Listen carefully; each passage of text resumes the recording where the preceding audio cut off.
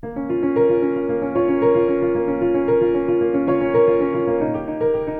baie de Nimbaud, c'est l'histoire des chantiers navals en Nouvelle-Calédonie.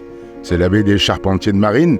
C'est là que je dirais toute l'activité a vraiment démarré au niveau maintenance, entretien et construction des bateaux. Donc c'est réellement le démarrage de la Calédonie maritime, c'est fait au 19e siècle en baie de Nimbaud. Donc par conséquent, je vous laisse imaginer la quantité de déchets, ce qu'on peut trouver sous l'eau, tout ce qu'on a pu repérer déjà à travers les études qui ont été faites. Il y a vraiment du boulot de dépollution à faire de manière importante.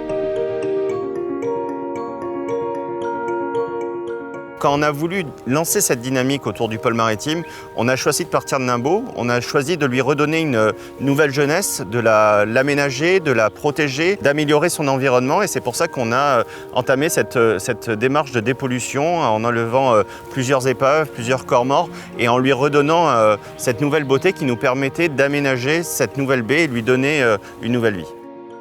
Donc EMC, en toute logique, a répondu à cet appel d'offres de par le gisement de déchets que ça représentait, estimé avant appel d'offres à 300 tonnes de déchets, dont plus de 80% valorisables. On a souhaité répondre à ce dossier pour la matière que ça représentait et parce qu'on était présent sur Nimbaud, sur ce site où nous nous trouvons actuellement, qui sont les sites des Sables de Nouméa. On a répondu à ce dossier avec des sociétés professionnelles de plongée, les sociétés ETSM, ProDive, SCAFCA et Marine Service.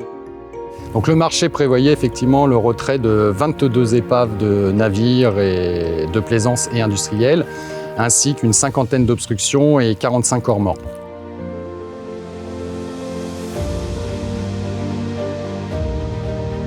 Alors, le début des renflouements a démarré à la mi-mai. Les premières épaves ont été mises à sec sur la dernière semaine de mai. Et ensuite, ça s'est écoulé sur 3 mois et demi pour renflouer et mettre à terre 22 épaves. Alors, le travail des plongeurs commençait par une grosse analyse des épaves, chaque épave ayant sa typologie. La plupart ont pu être renflouées, c'est-à-dire qu'on essaye de lui redonner, tant que faire se peut, l'étanchéité de sa coque. Ensuite, on injecte de l'air dedans afin de lui redonner de la flottaison. On les accompagne avec des ballons. Donc, ce sont des grosses poches qu'on remplit d'air et qui ont du coup une capacité de remettre à la surface des bateaux. Pour la plupart, ils sont arrivés à quai entre deux eaux, c'est-à-dire à quelques mètres au-dessus du fond et quelques centimètres en dessous de la surface.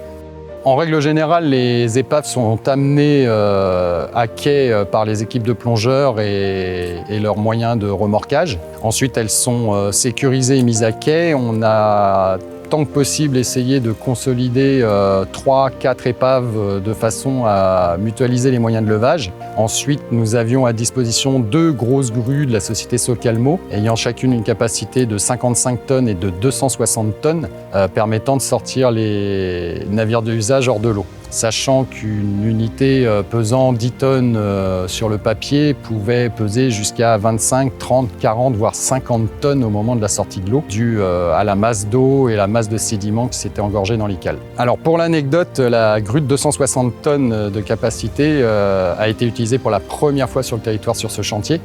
C'est une grue qui n'est pas arrivée exprès pour ce marché, mais qui n'existait pas actuellement, enfin jusque-là sur le territoire. Donc nous avons pu bénéficier de la mise à disposition de la part de la société Socalmo pour étraîner un peu ce nouveau moyen de levage.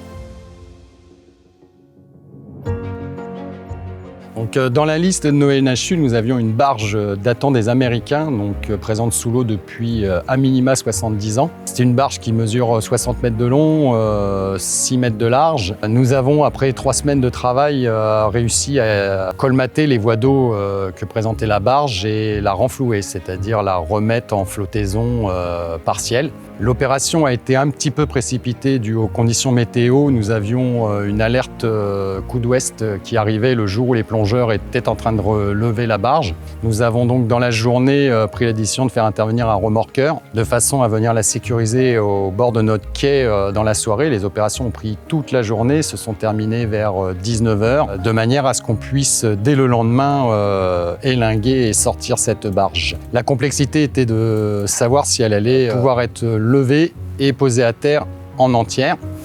Les opérations ont pris près de 12 heures. Les équipes de plongeurs passaient des élingues, on allégeait la barge d'un côté, on repassait des élingues de l'autre, On a eu plusieurs complications. Il a fallu faire fabriquer des élingues spécifiques pour arriver à sortir ce morceau de 126 tonnes au moment de sa sortie de l'eau.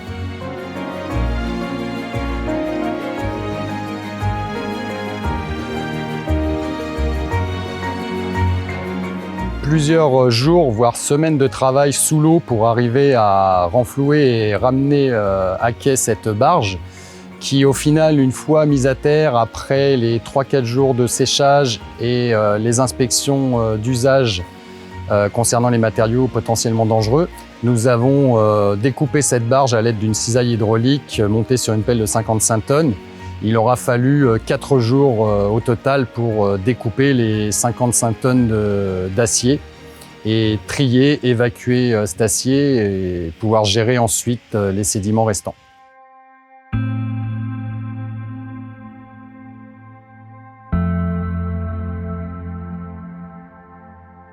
Le projet de dépollution de la baie de Nambo a pu être conçu et a pu se développer grâce à la participation de l'État au travers du contrat de développement à son financement. C'est pour nous un projet qui coche un certain nombre de cases qui sont pour nous essentielles pour pouvoir venir en cofinancement. Là, nous sommes sur un cofinancement conséquent à hauteur de 50%, c'est-à-dire 200 millions de francs pacifiques sur 400 millions de francs pacifiques que coûte le projet.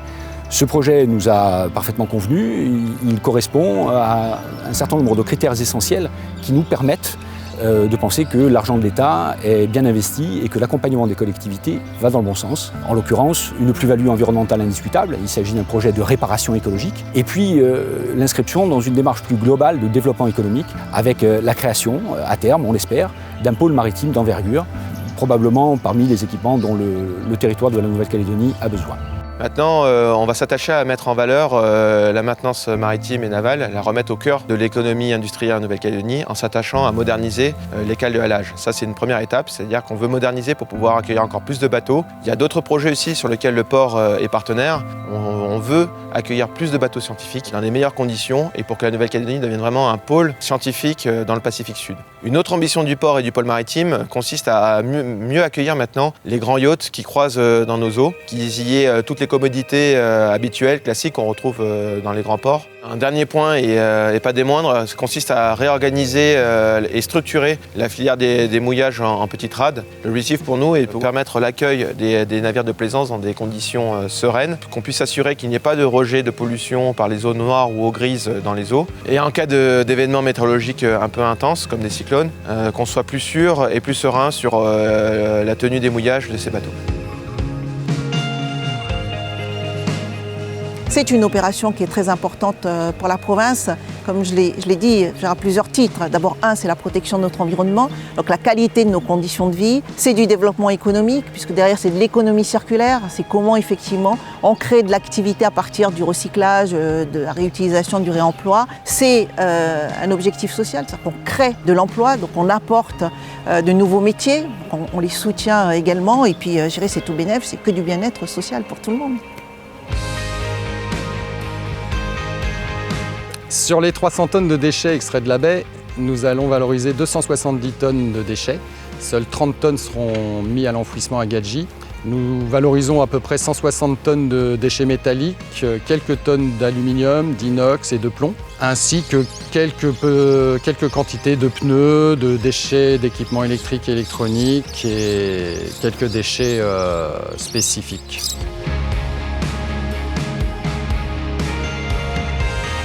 La mer, comme beaucoup de Calédoniens, c'est mon histoire, c'est l'histoire des Calédoniens.